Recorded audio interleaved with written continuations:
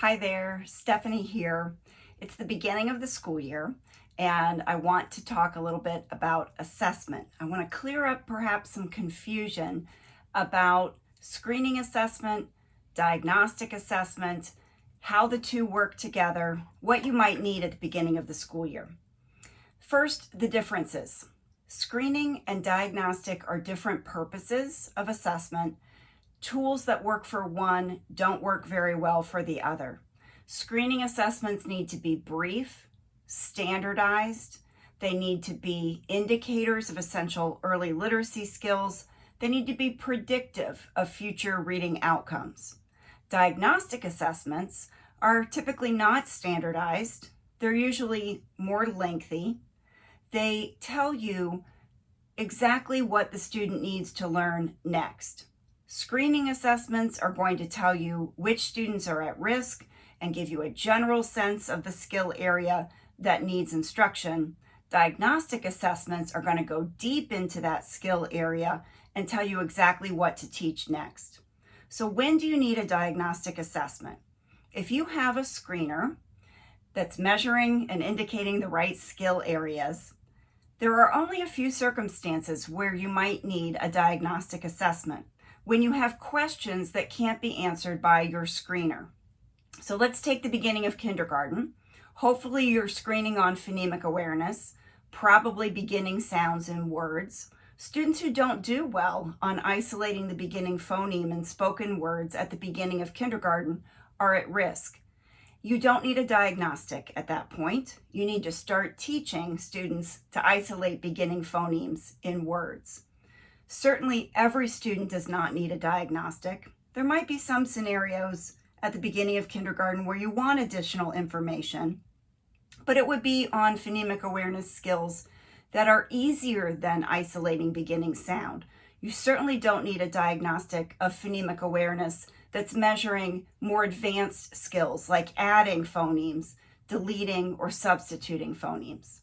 At the beginning of first grade, hopefully you're also screening all of your students on phonemic awareness, hopefully segmenting sounds as part of your screening at the beginning of first grade. Hopefully letter sound relationship, blending letter sounds, reading words, reading non-words. Hopefully that's part of your screening at the beginning of first grade.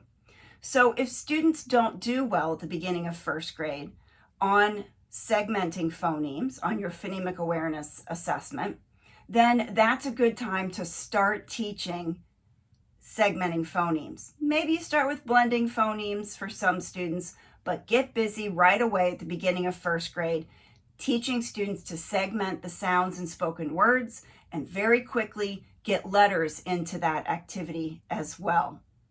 Students who do okay at the beginning of first grade on your indicator of phonemic awareness, but they're struggling with letter sound, explicitly teach letter sound, blending letter sounds, and phonics, starting with vowel consonant words, consonant vowel consonant words, and move on from there. You don't need any additional diagnostic assessment in that beginning of year scenario.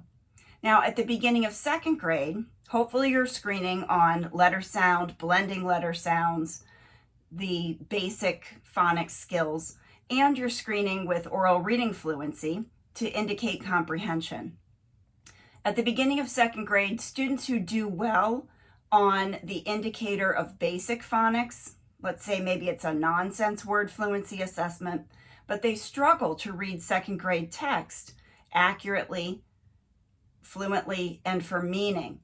That might be a scenario where you would need a diagnostic assessment. And in that case, it's not a diagnostic for phonemic awareness that you need. It's a diagnostic for decoding. If a student is doing okay reading those CVC words, but not able to accurately read second grade text, then a diagnostic can help you fill in the blanks.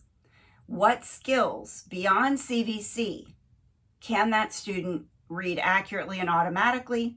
Which patterns can they not yet read? That's where you're going to start your instruction. So you have a couple of options for that kind of a diagnostic decoding assessment. You could use the free version of the decoding survey from Really Great Reading. You could purchase a diagnostic assessment, such as the one for word reading and decoding from Acadiance Reading, or you could use the one from 95% Group called the PSI. Any of those would give you this information at the beginning of second grade to help you tease out why is a student not reading grade level text accurately when they can already read the CVC pattern. So in none of those scenarios does every student need a diagnostic.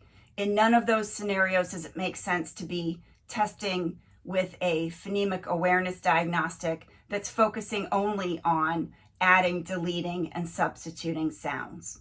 So I hope this is helpful to help you minimize the amount of time you're spending testing and maximize the amount of time you have available for instruction right now at the beginning of the school year.